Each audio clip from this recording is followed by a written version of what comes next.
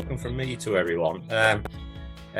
To two different audiences, actually. It's kind of two circles in my life: Green Christian and friends from the Diocese of Nottingham, and others in the kind of Catholic Justice and Peace Caritas network. And it's because of that, I think, that we've got one of the biggest turnouts we've had for one of these workshops today. But it's also, I think, because of Anna Rowlands, and I'm delighted to introduce Anna. Thank you ever so much, Anna, for taking up this invitation. I first met you, Anna, about a year ago. I was in a sea of faces with the Caritas Social Action Network forum meeting, Directors Forum, and yeah, I think we all felt so much more rooted at the end of that in what we were actually there to do, which was to put Catholic social teaching into action. So I can say without any hesitation that what we're going to be treated to tonight is an authoritative, lively, and enthusing exposition, interpretation of Catholic social teaching, and I think one that we're all ready for, because Catholic social teaching, as it's often known, is the Catholic Church's best kept secret. But it kind of pops up in odd places, doesn't it? With there was some talk some time ago about how it had influenced the Conservative Party policies. This was some time ago. How it's influenced the Labour Party policies, and actually it kind of pops up in all over the place. Sometimes in places perhaps where its influence has been quite indirect. What we're going to have, I think, tonight from Anna is a little taster of her latest book, and I'm sure Anna will be telling us a little bit about that towards the end. And we have some questions from someone who's studied it in depth already, John Payne, that will pose a few of his own questions, but I've got some of my own. But just before I do, I'll just say a little bit more about Anna's background for anyone who's just joined. And you'll have to correct me if I'm wrong here, Anna. St Hilda Associate Professor of Catholic Social Thought and Practice at the University of Durham. And goodness knows, you must have published several books already on Catholic social teaching and that sort of, in that field of, in that pond, as it were. And also, I've come across a lot of your writings around refugee issues. But I think one of the things that particularly attracted us to invite you from Green Christian was your treatment in your latest book about integral ecology, which sounds like a bit of jargon, but hopefully we'll get a little bit of that through the session as well. What does that actually mean? What does it look like, and how does it differ from perhaps other environmental narratives that we work to in the environmental movement? But first, I'll just ask one question, which, maybe a little cheeky, but you've already written several books, I think, on the topic. Several other people have. There's been plenty of column inches of ink spilt on the subject. What tempted you to add to them, and what's special about this one in your mind, in your heart? Well, first of all, thank you for having me, and thank you to everyone for turning out this evening, and I'll look forward to the conversation over the course of the next hour. So in fact, this is the first book-length treatment I've ever given to Catholic social teaching. So I've written lots of articles, I've given many talks, but embarrassingly, this book, in fact, took me 10 years to write. So 10 years of my life of thinking about these issues has gone into this particular book. Now, that is an embarrassing amount of time, especially if you're an academic and you're kind of paid to write books as part of your job to write a book. But it took me that long because, in a sense, the book was prompted by two interconnected crises that really made me think very deeply about the kind of alternative analyses of the world that we're living in, and the need for something that isn't just a kind of academic diagnosis, the need for accessible versions of a diagnosis of the moment that we're living in, and also a vision of how we can do things better. And so I suppose that, to be clear about what those two crises were to start with, I began writing this book immediately off the back of the financial crisis. and also in connection with work that I was doing in an immigration removal centre just outside Cambridge, where I was living and teaching at the time, that kind of brought me face to face with individuals who at that point were often East African or from the Middle East, and particularly those from East Africa, who had literally walked across the desert and up through Europe, often through Italy or through Greece, and just sitting and spending hours accompanying them and talking to them while they were in detention as a visitor, gave me an awareness of a narrative about the way people's lives were being lived outside of my own context that shook me to the core, really. It was a kind of an epiphany moment, in both a truly terrible sense, but also in a really positive sense.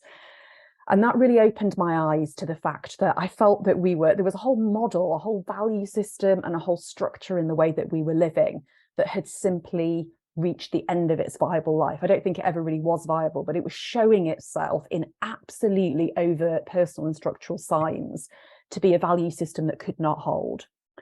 And I suppose the signs of that for me were, a model that presumed that endless growth and more consumption was the way of running a good economy, that the West knew best and was best, and that was simply a universal that should be exported to every other corner of the world, that the free market would save us and would by itself, without any political interference, do most of the necessary work of distribution, and that capital could flow, but human beings couldn't, particularly black and brown-skinned and poorer human beings. And that value system, that interconnected set of assumptions about how the world was and would continue to be for a generation, seemed to me utterly bankrupt. But I also felt that we were living in a moment where all of those things seemed to be falling apart, and yet we were struggling for alternative big visions. So I suppose what I did in that context was I went back to my roots. And I went back to my roots out of curiosity as much as anything else. So I should be clear that by my roots, I mean, I grew up in Stockport, just on the edge of Manchester, mainly in the sort of 1970s, 1980s, early 1990s. And I grew up being nourished by a kind of grassroots social Catholicism that was very alive and well still, although perhaps I was the last generation of a certain model of it, in a largely Irish diaspora community. And I grew up really without much of a sense of the rest of the world until I was 18, beyond that Irish diaspora community on the edge of Manchester. And I suppose it gave me a sense of social conscience. It gave me a sense of the importance of local rooted action, and also that people were experts by experience, that people knew full well and could read the signs of the world around them, but they often weren't given platforms to be able to have the power to act on that knowledge and bring their visions to bear on that world. So I suppose I was quite deeply informed by that. And I'd gone a long way from that. I'd moved away from those roots. I'd ended up going to Cambridge University. I'd gone off. I'd been involved in pastoral work, teaching. I'd got myself a PhD. I'd been teaching in Cambridge. And I wanted to go back to those roots and ask myself whether or not they were kind of fit for providing something of that diagnosis and also the big alternative vision. Not that it was an alternative political system, but it might have something in it that would prompt us in a way. And then the final thing I'd say on sort of the reasons for writing the book and taking so long to do it is the other bit of my life was engaging in secular politics, and also at the interface of a secular university. And in that context, Christian social values are often viewed as unhelpful or naive or either too conservative or too radical, depending, or just that Christians don't really have social values and are kind of surprised at the idea that we might do. So I wanted to think more about how we could have not just an internal conversation amongst Christians about social values, but actually to think about what a Christian vision of loving the world deeply might be. What does it amount to, at least in the eyes of one particular tradition? And how can that be communicated into a secular context in a way that it doesn't sound simply sort of strange or off-putting? So those were the reasons why I wrote it, even though there are many, many other things written well on the topic. Yeah, thank you. I mean, it's so refreshing to hear a reason for writing a book, a theological book, as being so autobiographical. You've described very much your own journey there, and I particularly connect with that experience of what I have heard called shakenness. You had that experience of hang on, something's deeply wrong here, and it suddenly comes to your awareness, and then you see it all over the place, and the whole world seems to unravel. And I think that's the prophetic gift that we have to recognize and we mustn't let go of. And you've had the wherewithal, thankfully, to wrestle with that intellectually, and you've produced what you have. And thank you very much for making it available to us as well. And I think part of the reason that that's so refreshing an approach, particularly to a topic that can come across as quite dry and theoretical and not particularly engaging, not particularly human. Catholic social teaching, can seem to be several meters above reality, and you've gone about it back to front in a sense. You started with the experience and went on to the teaching. I'd just like to explore with you a bit about how to take it down from this sort of ethereal plane that anyone who has done any reading about Catholic social teaching might recognize me as describing, this sort of detached way that it speaks of reality. How would you actually recommend that we, as local churches, as organizations like Green Christian, those of us in our dioceses, how would you recommend that we go about practically integrating Catholic social teaching into what we do or what we might do? Yeah, I mean, that's in a way the $1 million question. And the first thing to say is, Paul, when you talk about it feeling very theoretical, well, that's partly because it is very theoretical, read one way, literally read one way, which is that it comes to us when you think of it as an entity or a thing. And I'm going to suggest in a minute, it's not a thing, it's a process, it's a way of doing something, it's a particular set of practices. But it feels theoretical because that's how it comes to us in the form of a set of documents and writings. And so people kind of recognize it because it sits on a shelf and it's written by Pope Francis or it's written by Pope Benedict or a bishop's conference or whatever. But in essence, the way that I think about it is that that's just a written up version. Those documents are just a written up version of what it's inviting all of us to do practically. And the second thing to say is I'm really glad that you asked the question in the language that you did, which is you asked specifically how it can be integrated into what we do at a practical level rather than how it can be applied.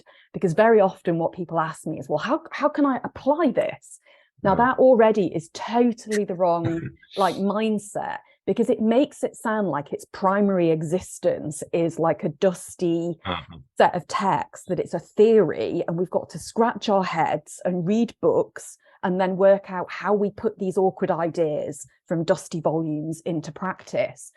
And I think the very history of those documents shows us that it's the other way around, because in fact, what gets written up into those documents is reflection on action.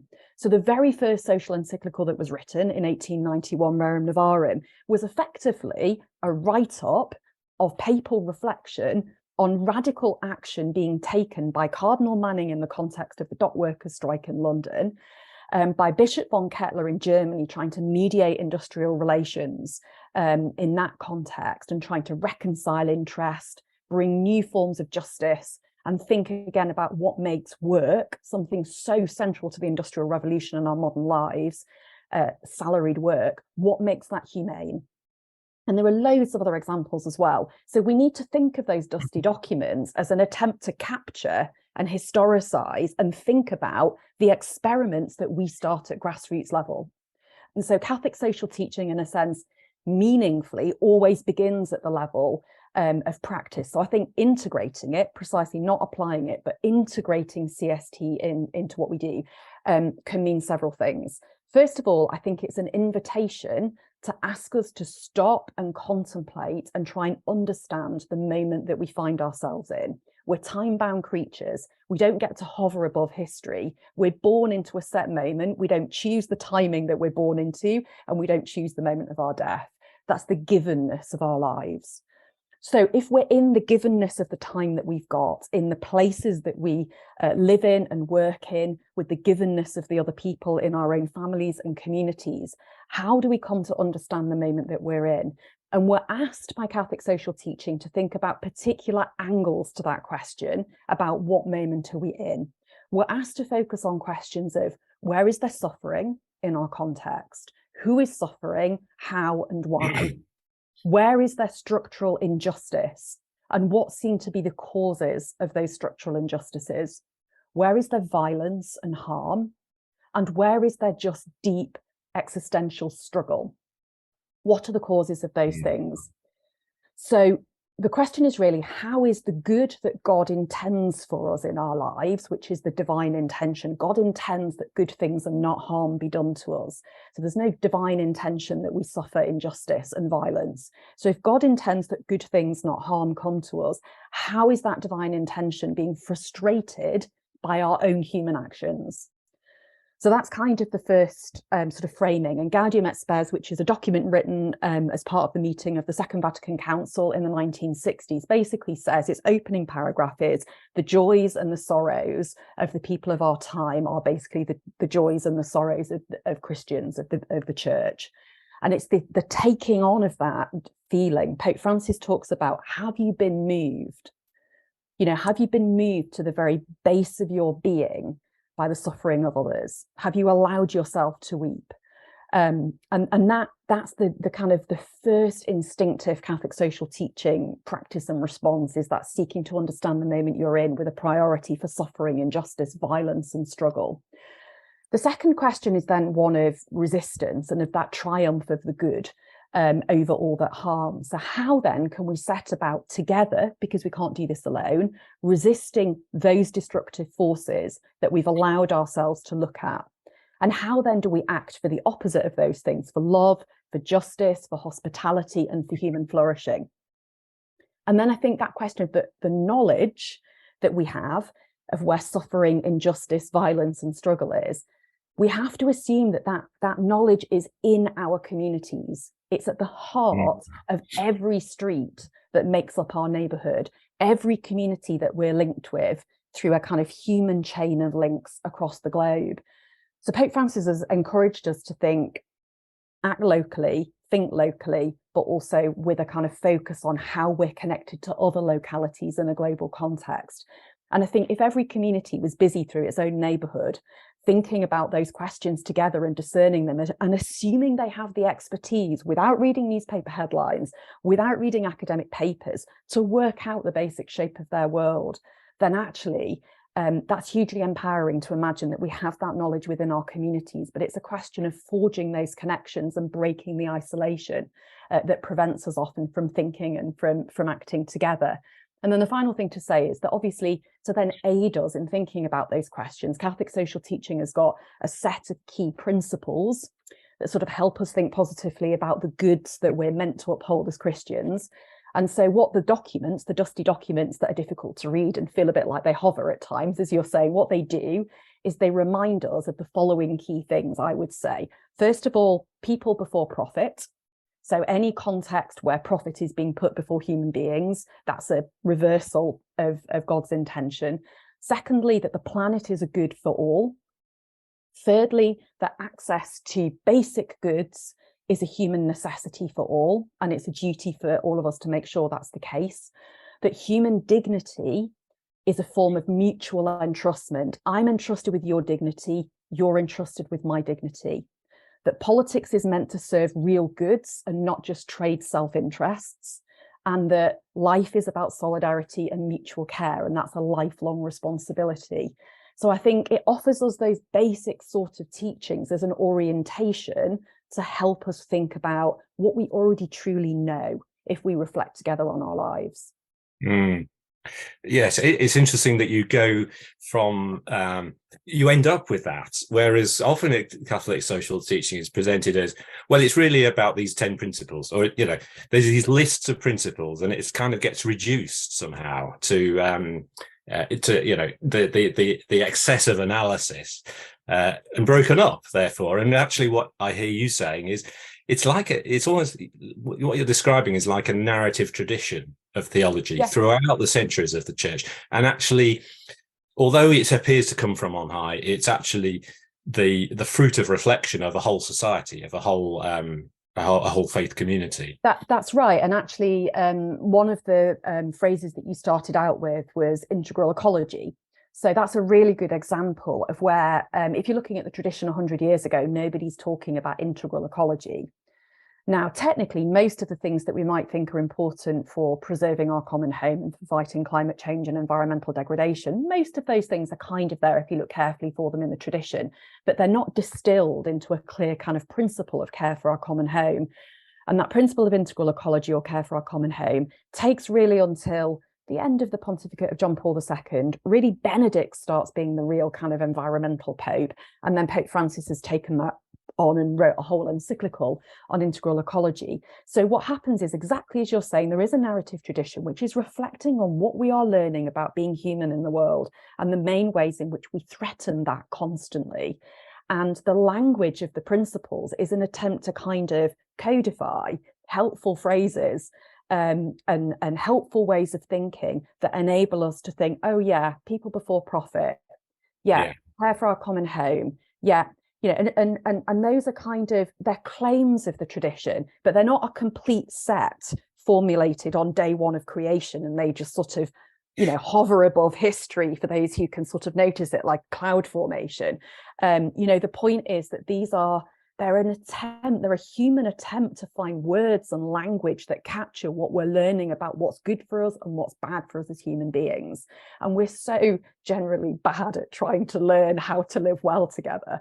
This is an attempt to kind of capture in some fragile but incomplete form, and that language will change and morph over time as the challenges to being human change, and as the things that we learn about human community change as well. And that's why there is now this much greater focus over the last 20, 25 years on trying to capture environmental language. So, I mean, one consequence of that is that, in a sense, Catholic social teaching is always going to be incomplete. It's always going to be in process. There's always going to be something that it's not yet tackled, something that's emerging.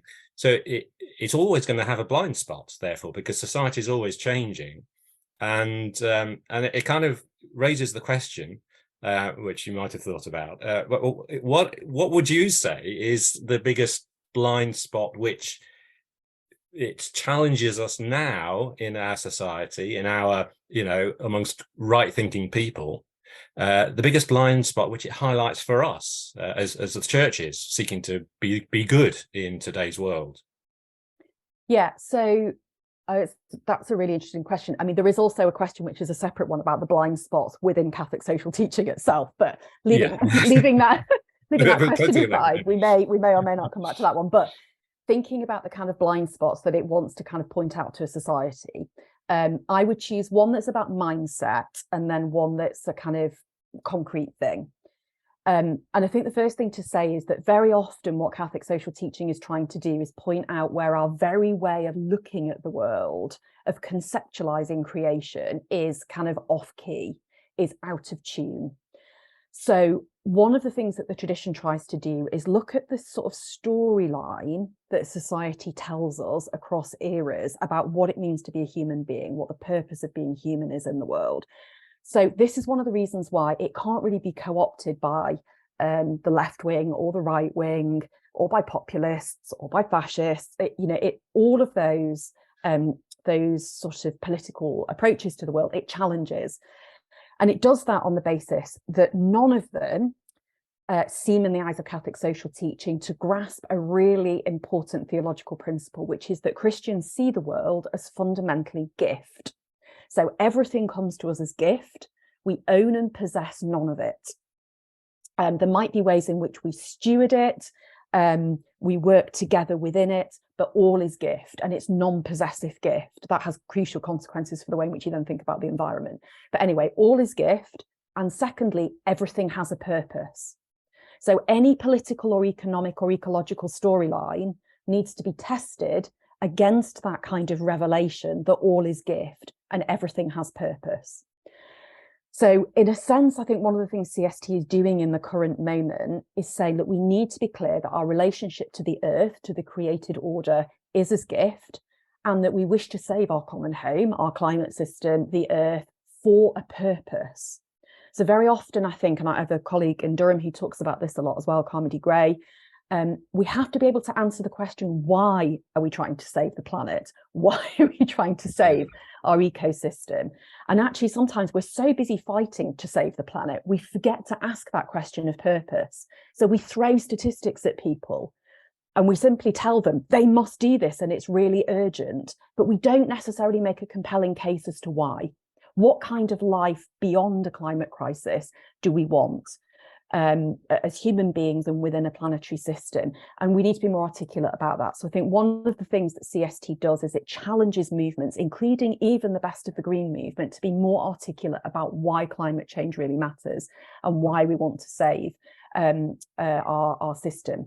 And I think Pope Francis is really helpful here, because he moves us to saying that the first thing you need to do if you're going to convert people to seeing the world in a more relational, gift-like way is almost a contemplative revolution, that you need to be able to move people in a spiritual sense to think about themselves as created, purposeful beings.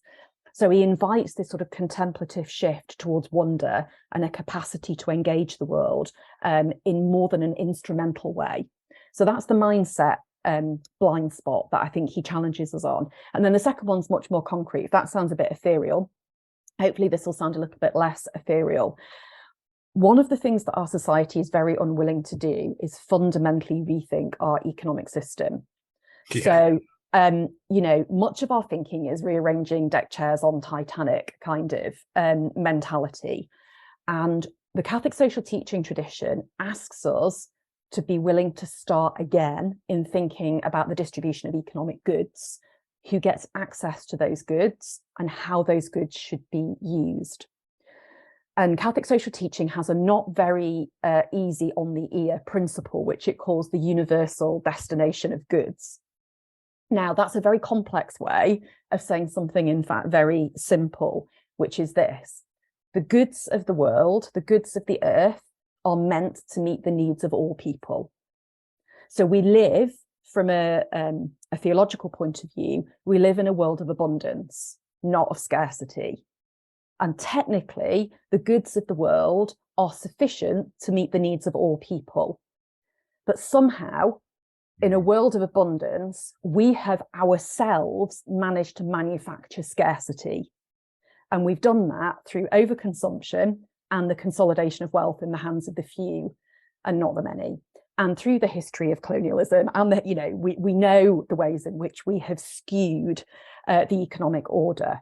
Now, the principle of the universal destination of goods says there was an original divine intention that an abundant world met the needs of all people.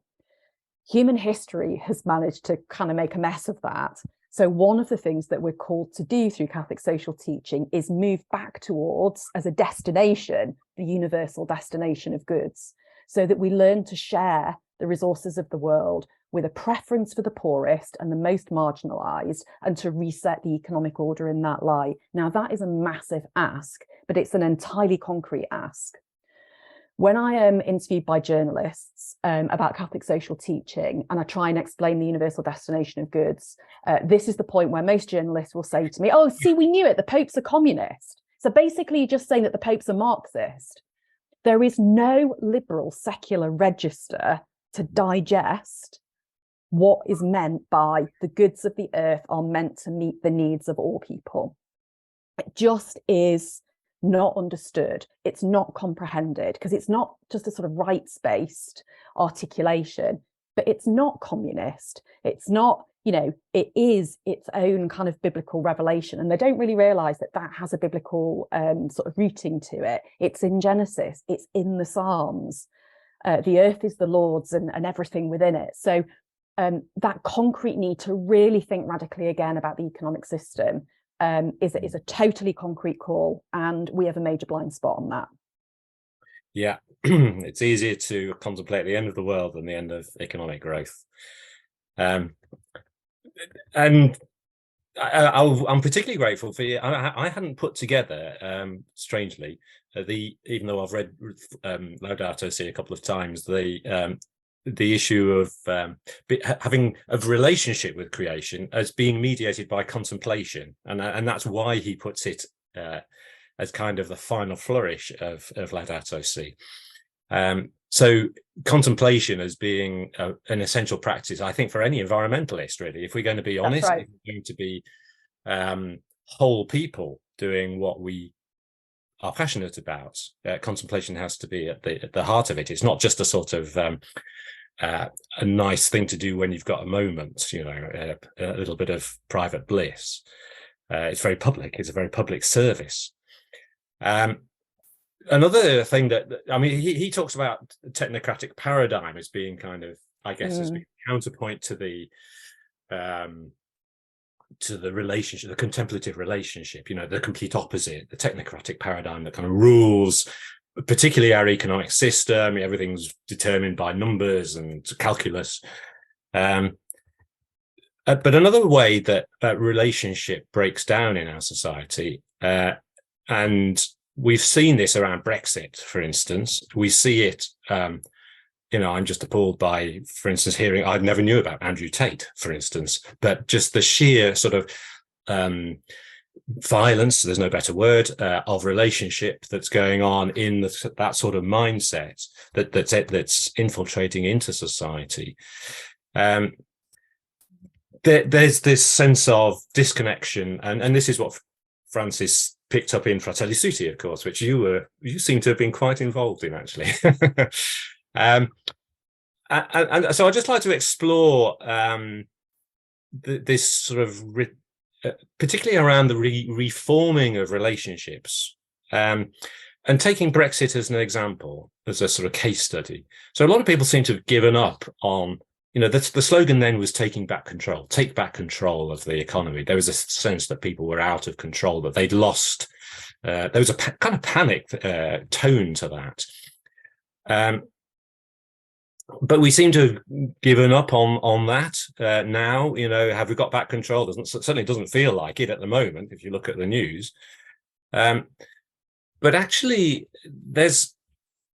is there some mileage in saying that Catholic social teaching is actually a way to take back control of the wider world, of the world in which we are seeking to inhabit fully, or perhaps as if I could answer my own question, it's about surrendering control and actually becoming, realizing that we don't have control. So I'm just curious, given that there's so much anxiety about control around in our society now, how Catholic social teaching can help us with that.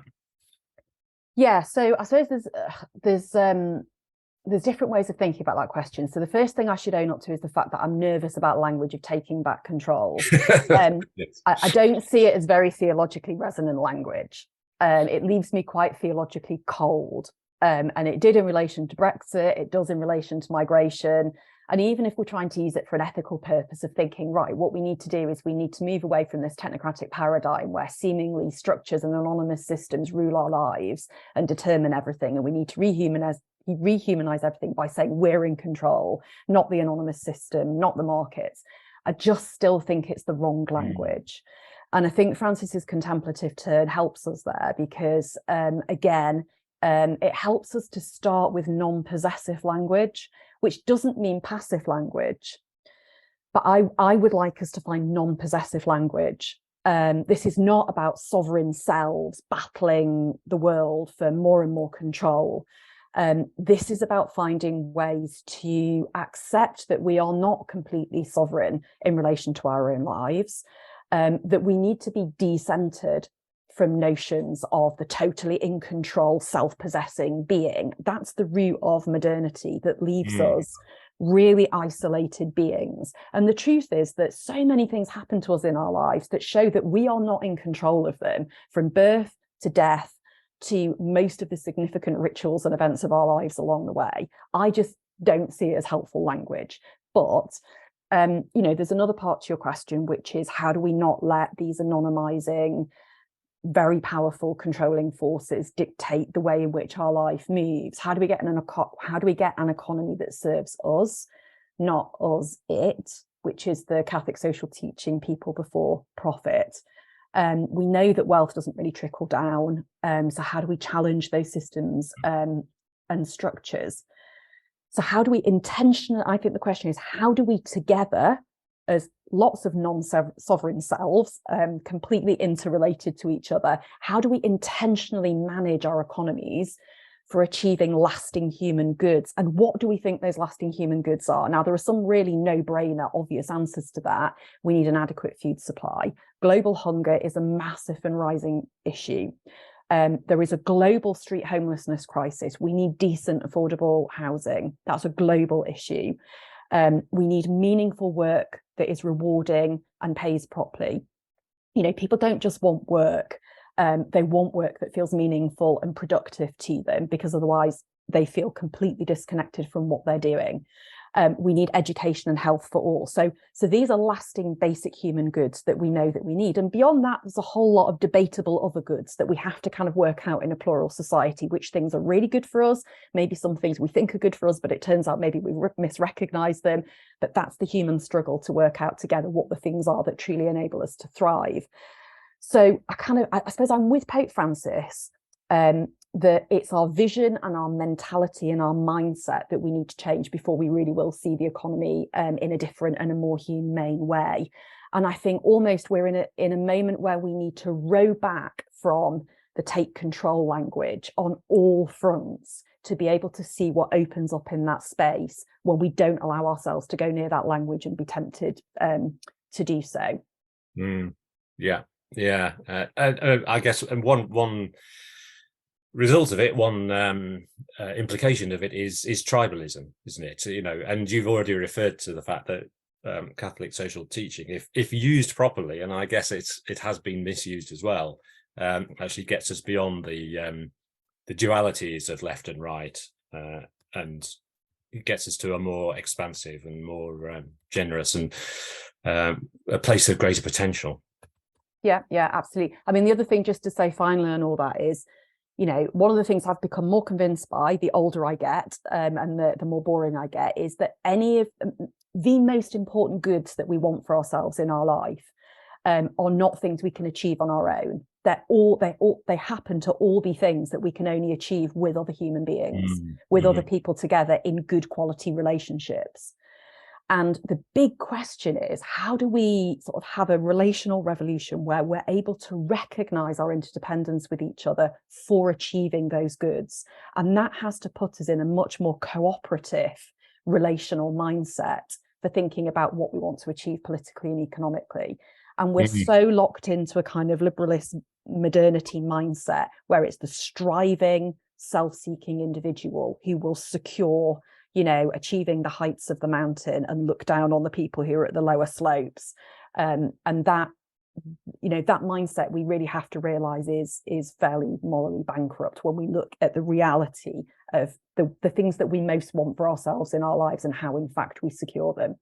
Yeah, it's back to your point about Catholic social teaching being more about, I'm paraphrasing here, more about method than outcome. Yeah, it's how we do things.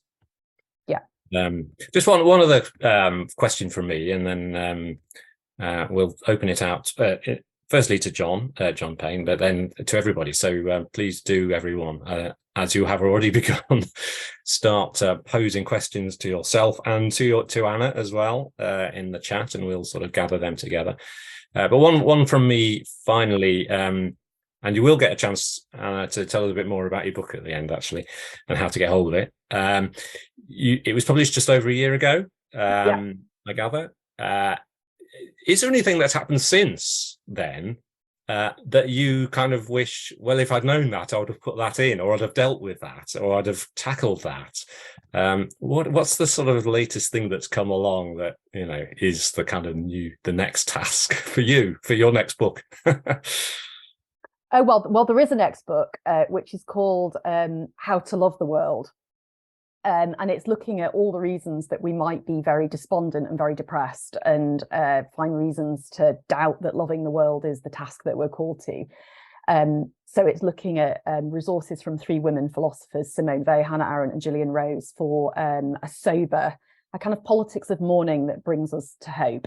But that is the next book that I'm actually working on at the moment. But in terms of things that I wish I had perhaps been able to write more on in the book, first of all, race. I'm very taken with the work of contemporary Black theologians, particularly in America, who are writing about the deep connections between what we have done to land and what we have done to human bodies. So again, in thinking about an integral ecology, I deliberately in the book write the chapter on integral ecology, attempting to connect together work and labour with land and climate. And at the very end, I touch briefly on the question of race.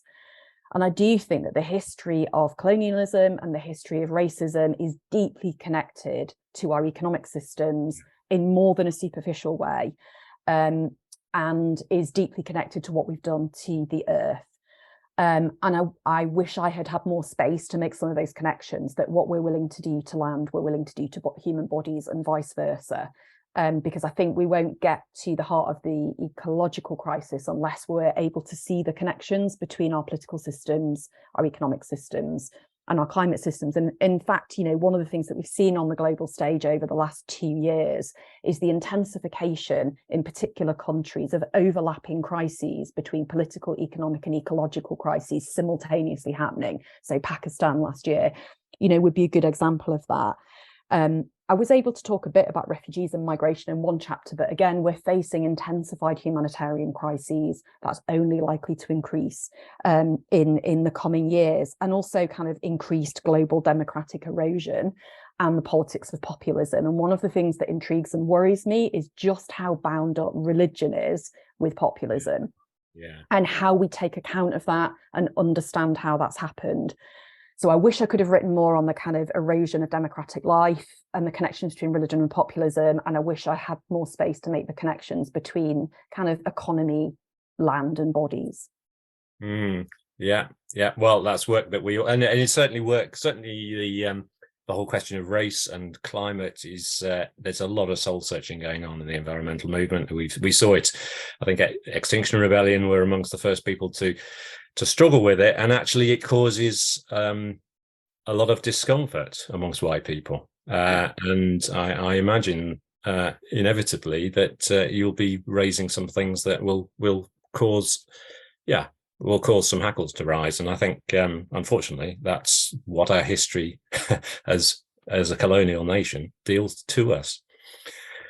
Shall I just call in on John? John's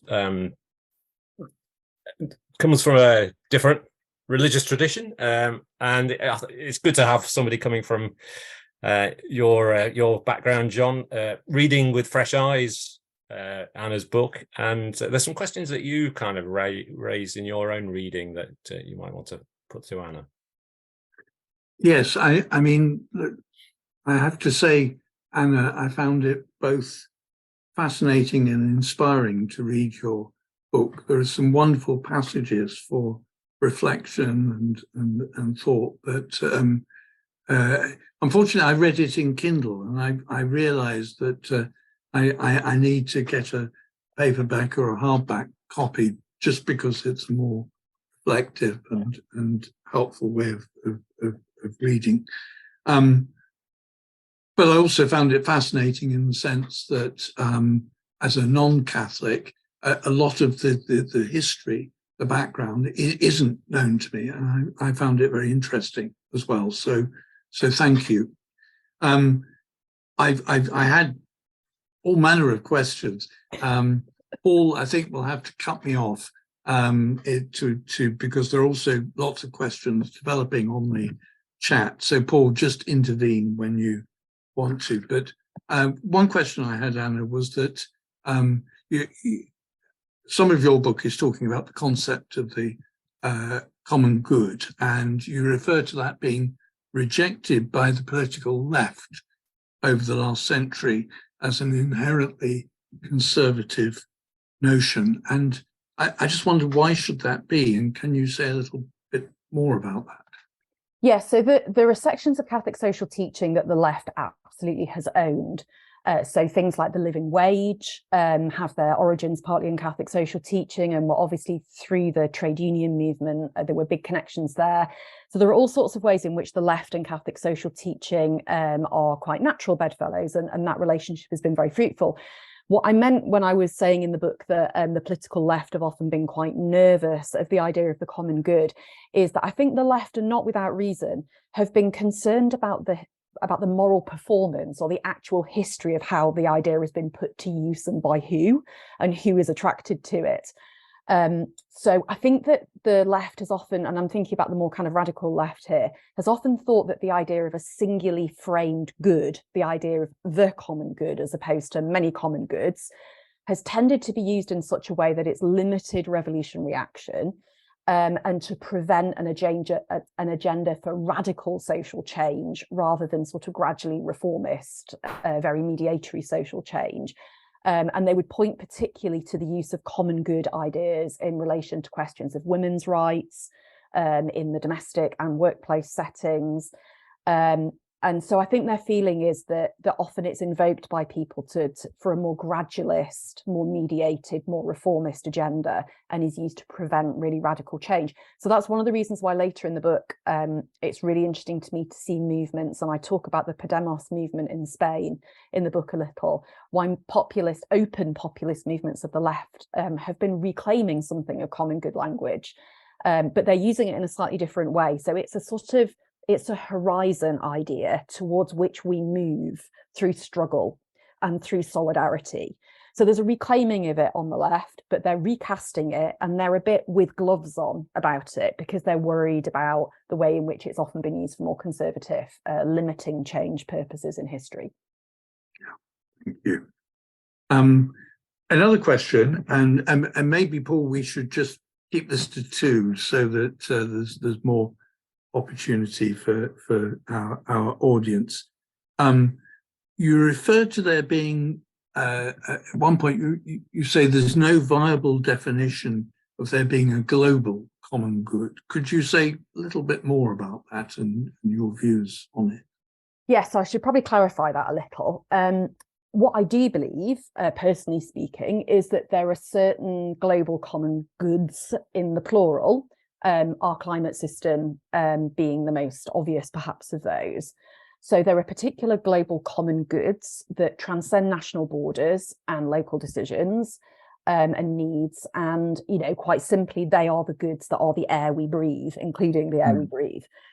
So our common home is a good that we hold in common. We're commonly responsible for it. It demonstrates our interconnectedness and our interdependency. So I'm perfectly happy with the idea that climate, food security, water supply fall broadly into a similar category of being genuinely global common goods in the plural. And I think because of the way our economic system is so completely globalized, we can think of some economic goods in that way as well. But what I'm slightly resistant to is the idea of a sort of push for a single global governance system, or even a singular agreement, if you like, on a global common good that could simply be applied across all contexts. And it would probably be obvious from my answers to Paul before that what I'm interested in and how I think we work as human creatures is basically, I think we find meaning and relationships in particular places and landscapes, in relationship with concrete other people. And these are highly particular things. But what we discover through particular places and particular people is something that's universal about our nature. And we find that in a cultural way through place, culture, language, and those things are plural, not singular. So we find the universal often fragmented into many different experiences in our lives. So we find what's truly universal and truly global in the form of multiplicity and plurality. And I kind of want to hold on to that because I think that that's something really important to how people in a completely ordinary way can relate to the idea of something which is particular to them. They know it in their own experience, and they can work outwards from that to what might be something shared and sacred in the lives of others. So I just want to hold on to the rootedness, the associational nature of those goods. And I want our vision of the common good to grow outwards and find living connections with others, rather than appearing to be a kind of centralized, singular thing that's dropped down on people. That's all. Yeah, thank you. Over to Paul, and we have at least 9 questions. I've got some more to add to the list now. These are really good questions, and I don't know where to start, but I'm going to start with a very simple one. Well, it looks simple, but I guess it's there's more to it than meets the eye. The simple question is, can you explain what integral ecology means? And I just want to ask that question really in the context of lots of different environmental theologies that I think are going to be at work even amongst Green Christian members. You'd think that they'd all be believing the same thing. And actually, there's lots of different types of environmental theology, ecological theology.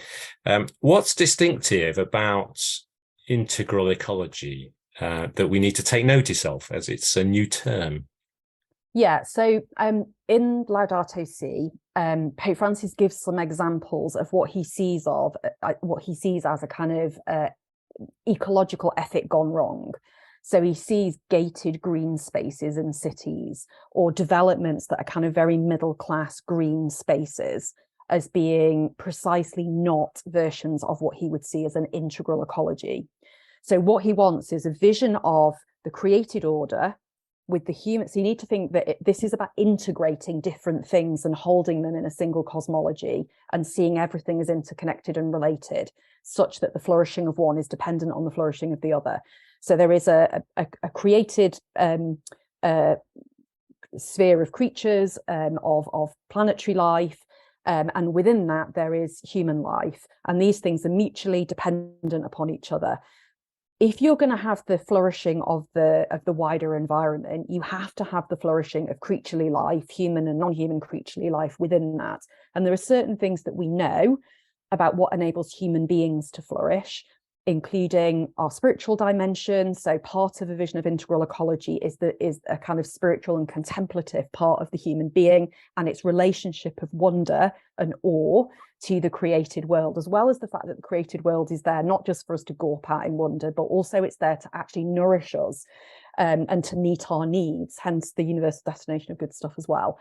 So we need to have a kind of spiritual relationship with the created world as gift. We need to see it as the basis for us to be able to actually be kind of nourished and for our own survival. And we need an equitable distribution of those goods such that human beings are able to live in a good human ecological relationship, so that there's an ecology of human relationships that has to be factored in. Hence why the gated green space in a city that only very wealthy middle class people can go into fails the human ecology test.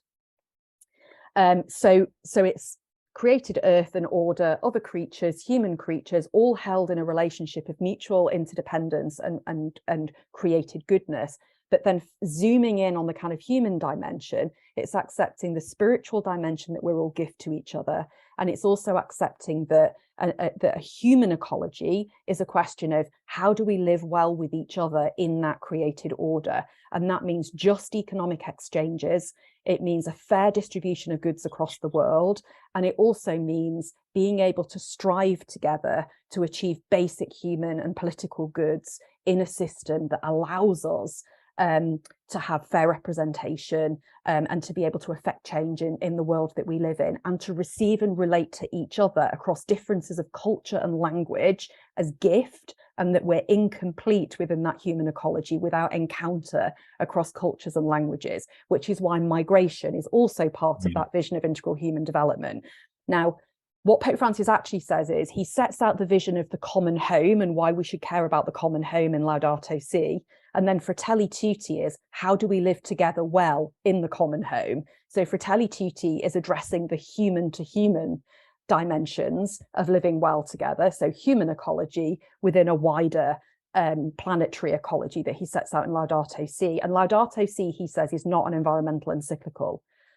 It's an encyclical on integral human development, which is why it talks as much about the economic system as it does about what you might think of as straightforward kind of environmentalism. So it's putting those two documents together and seeing that there's a vision of how we live within the planet, how we relate to each other through economic exchanges, and how we relate to each other as social and political creatures. Thank you. Yeah. I just want to pick up, though, on there's a sort of slight, there's little sort of itch going on in my head about this phrase, the universal destination of goods, because, and it's clearly, there's something that's troubling one of our questioners as well. So let me just read a little bit from this questioner. The question put is it enough to see the universal destination of goods as being intended for the whole of humanity rather than the whole of creation? And this harks back to an old chestnut of the environmental movement, of churches all churches, all theologies, but particularly the Catholic Church. And I'm not even sure that Pope Francis has yet extracted himself from it, as being anthropocentric, that everything's there for human beings. And so there's no real dignity for the rest of creation. There's something in me that would love to see the communion of saints being the communion of creation. And that's probably heresy. I don't know. Is it? You can probably tell me. But the question put here, is about universal destination of goods, and should we think more broadly about it as being of the beneficiaries? Yeah, absolutely. And I think there are openings to making that clearer. But the way that the tradition has traditionally defined universal destination of goods as a principle is about the created goods of the world for meeting human need. The turn away from a more kind of anthropocentric approach means that it's a no-brainer that the language of universal destination of goods, and it isn't a heresy at all to say that the goods of the earth are meant for the sustaining of creaturely life, as it reveals the nature of God and gives glory to God. And each thing has its own excellence and it strives to reach its own excellence. A tree knows how to be excellent in its own way. A bird knows how to be excellent in its own way. And each of those things is part of the glory of creation and part of an intended excellence within the universe. So it's no problem at all, I think, to say that the universal destination of goods means that the created world is abundant for the meeting of all creaturely needs. I think that's not controversial. The bit that is controversial is, and even amongst Catholic theologians this is, and I know it is within the wider environmental movement as well, is the extent to which there's considered to be something special about human beings and the vocation of human beings within that created order. So whether there's either a particular or elevated human vocation, and what the implications of that are. But that's a slightly different conversation, but that's where the division is, and that's where you get disagreement between theologians of different stripes over that question. But in terms of the universal destination of goods and there being an intention that created goodness is there to meet the needs of all creatures, I think that's just a no-brainer, but the tradition just simply hasn't quite said it in those terms. Yeah. So maybe it's in the vocabulary that's used, but the story is moving on, and perhaps the tradition actually has already reached that point, even though it's not been put into words, to sort of hark back to your way of looking at it earlier. Just to change theme a little, there's a question here that references asset-based community development, and I guess this is a phrase that you've played with and worked with, that you've done quite a bit of work with community organizing, for instance, citizens movements. Let me just read a little bit of this question. Asset-based community development reverses the usual focus on what's wrong with people and groups, and instead, it rather than looking at the problems, it looks at what their gifts are and what could be called forth in the community, in the individuals. However sort of suppressed all that might seem to be by deprivation or by circumstance, and it connects people together to sort of maximise the chemistry, I suppose, that can be done with that.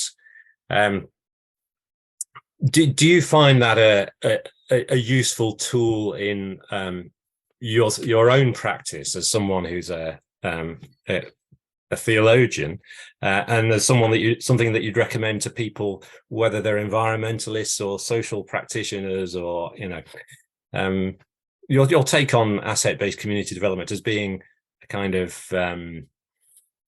an epitome, I guess, of Catholic social teaching in action? Yeah, so one of the things that really appeals to me about asset-based community development is precisely that focus on the notion of the giftedness of each individual and the potential of that individual to flourish in a community of others who are capable of recognizing those gifts. And I think that is a deeply theologically rich way of approaching things. I like the fact that it's neighborhood-based, the fact that it's highly localized, and it is the epitome of an associational way of doing development.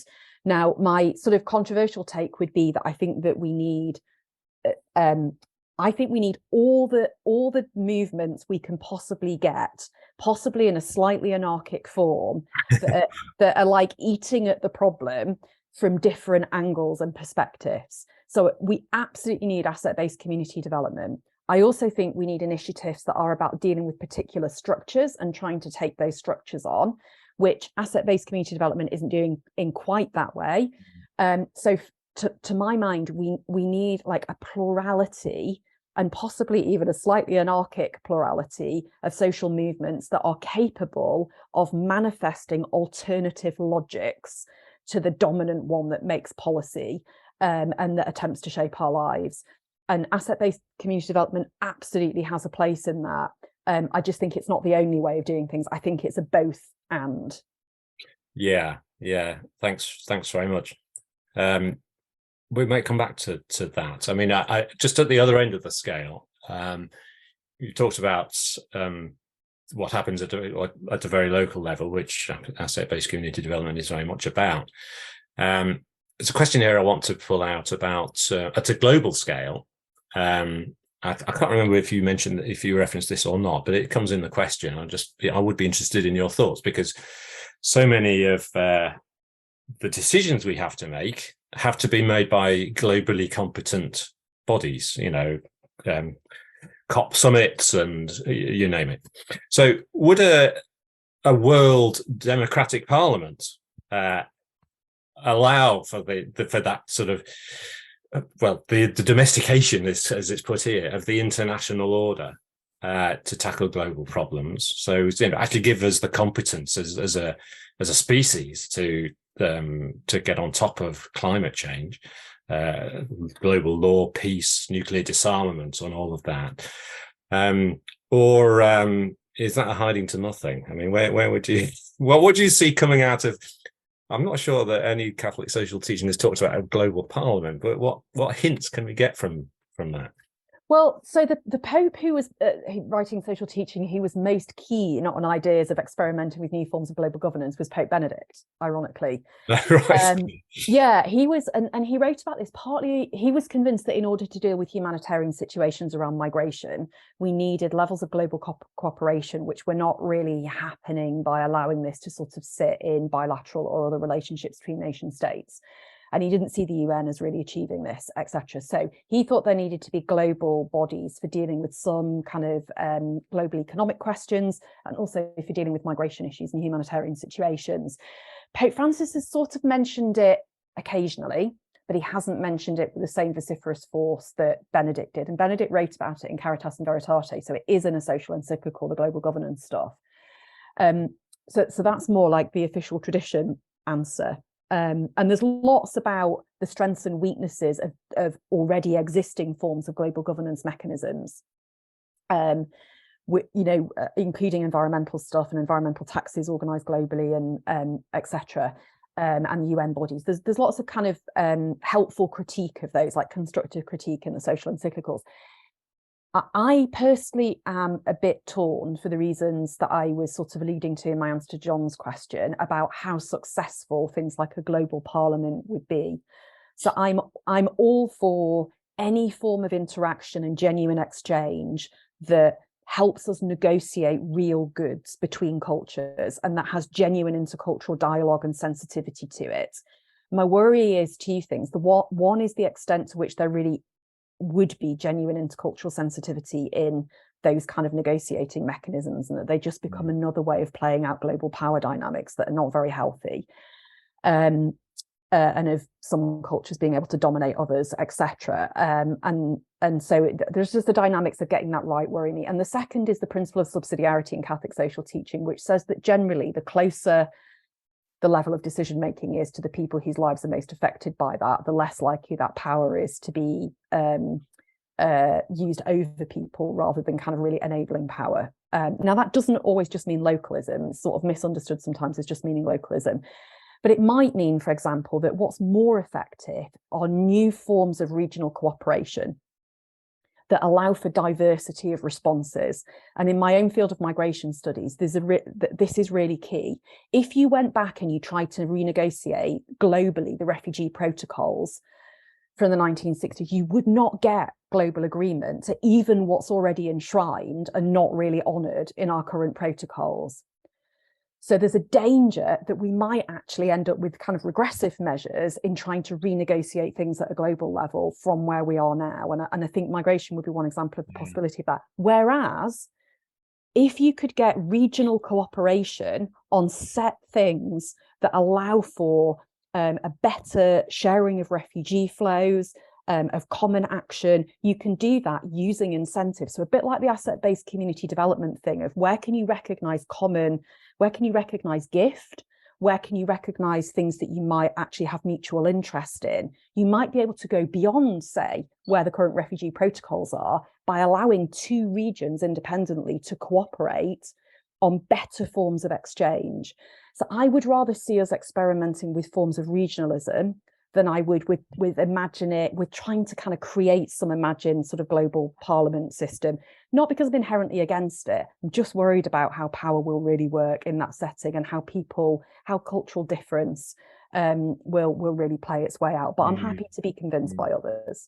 Yeah, it's interesting that Antonio Guterres has proposed a kind of parallel to the COP process of the ambitious nations. He wants, because he seems to be seeing that that actually the global governance system that COP is failing. I mean, we've seen that successive over the last 27, haven't we? For goodness sake, it's not solving any problems, and not regional, but in terms of a community of ambition, for instance, he's actually talking about setting up a kind of parallel to the COP process. So there's something similar going on there, I think.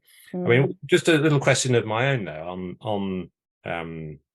on even regional solutions is, what about the indigenous cultures? These are peoples whom Pope Francis has probably more than any other pope has stood up for, and he's been a voice for them. And I think they're certainly coming to the fore in a lot of environmental campaigning, for instance.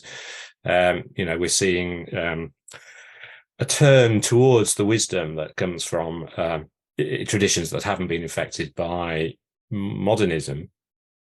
So I wonder, particularly given your interest in migration, actually, and in cultural differences there, whether you've got any reflections on how, particularly a country like the UK, can actually value what indigenous traditions have to bring, considering that, arguably we don't have indigenous people in this country.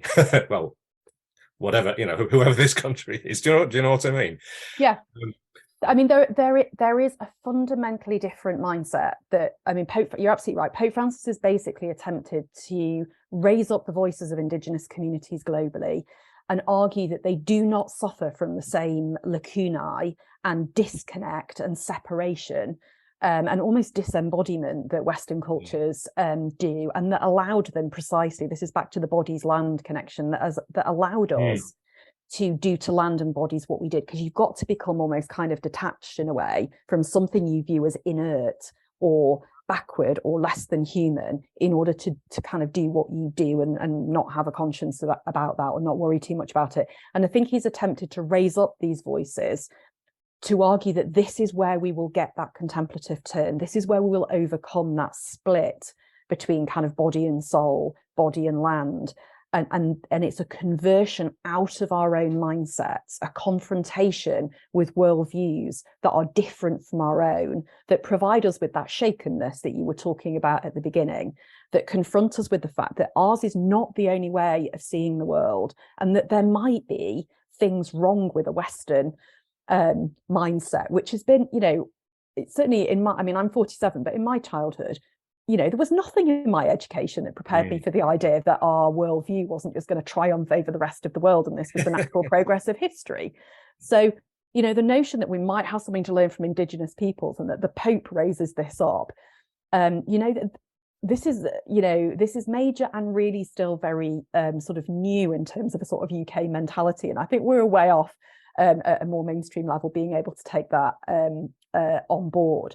But I think precisely that has to be the role of the church, which isn't in the business of having to sort out instrumental political goods and negotiate treaties and trade agreements.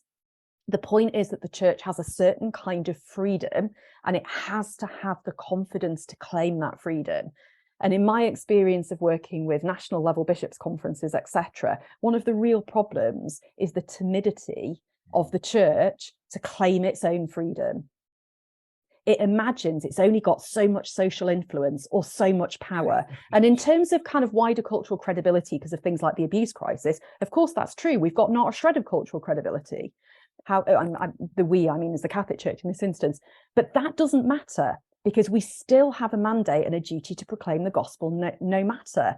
And we have to find a way in freedom of speaking without timidity and claiming the power to reshape a different kind of narrative and raise up alternative voices and engage in forms of cultural exchange and encounter, so that we are able to experience some of that shakenness that almost certainly we need to do in order to take an environmental moment seriously.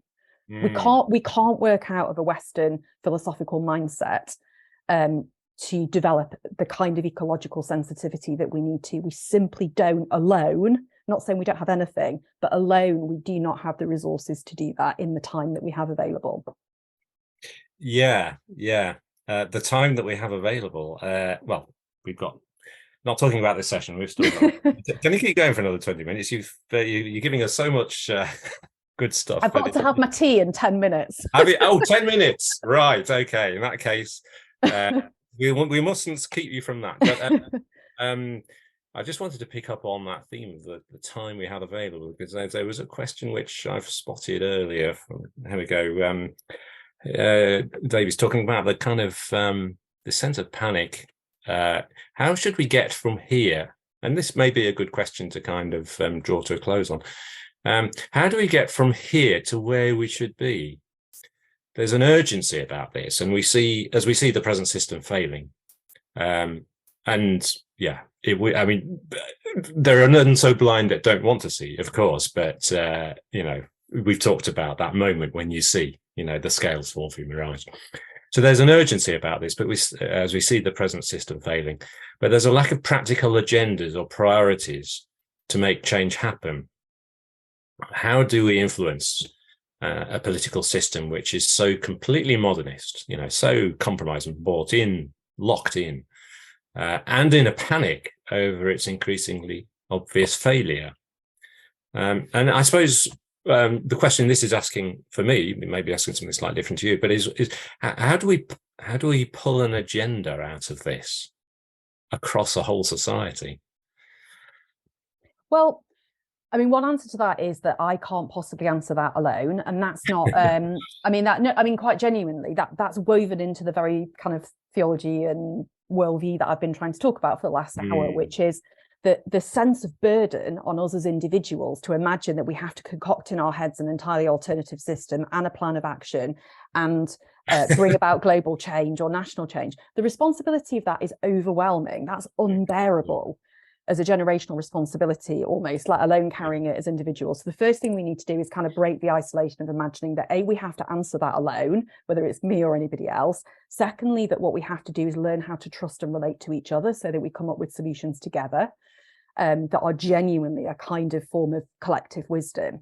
And the question about sort of panic is an interesting one, isn't it? Because I started off by saying we're time-bound creatures. We don't choose when we're born and we don't choose when we die. There's a givenness to our lives, and all we can do is live well in the time that we're given. You know, that is all we can do, and there has to be a kind of inner freedom about saying, I must tell the truth, and I must try and live a life of integrity, and I must connect in the ways that I can with the people who, in a humane way, are given to me in my life to be able to connect with, in order to share the burden of this and to work out the giftedness of our generation. And maybe partly the giftedness of our generation will become clear to us under this pressure. So back to the asset-based community development thing of not just looking at problems. The giftedness of our own generation needs to be called out in the face of the severity of this. And there is an unknowing about us as to what will be called out from our generation in this time. But all we can do is live with that in freedom, with a degree, again, of not taking back control, but of seeking a set of relationships to others so that we can share the burden of that. We can grieve the anxiety that produces in us, because you cannot bear that alone. Look at a generation of young people with endless anxiety about the situation that they're in, but also believe deeply in the giftedness of each other and the created order, and live into that with the freedom that we can. And from a Christian perspective, knowing that we don't reconcile history alone, that there is a kind of wider pattern of divine activity, which we first of all receive and then lean into. And the rest of it is unknowing. Yeah. Yes. I think you've poured balm on many troubled souls with those words in the last couple of minutes. I think you're speaking to an audience who are very prone to become anxious and bemoan and fear their own incapacity to achieve what they dream for and what they're passionate about, and actually that surrender to the moment, to our own capacities, our own God-given capacities, and the capacities that we gain by connecting and by forming relationships, which has been a recurrent theme in what you've brought to us tonight. That's where our salvation is. It's we cannot do any more than we can do together, and to play our own part in what we can do together. I think the time is coming for you to have your tea. You've certainly earned it. You've earned a 3-course meal here and a glass of champagne, I think. I think it'll just be pasta, but that's okay. Okay. Do tell us a bit more about your book and how to get hold of it. Oh, yeah. So the book is published by Bloomsbury. It's called Towards the Politics of Communion, and it's by me. I do have an author discount that I can use. So if anybody wants, which I think with an author discount is about £16, and then there's postage if I'm sending it out.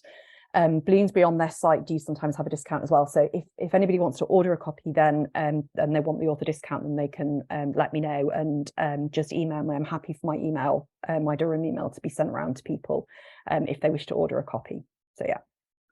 Okay. In fact, I wonder if anybody could just pop it in the chat. I might have it here myself. I can put it in. Okay, thank you very much. That would be good. Let's hope you don't get. Well, no, it'd be nice if you got a little flood of appreciative requests.